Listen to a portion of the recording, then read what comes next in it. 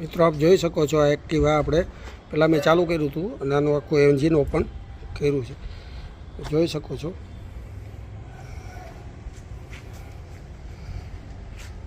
દરેક પાર્ટ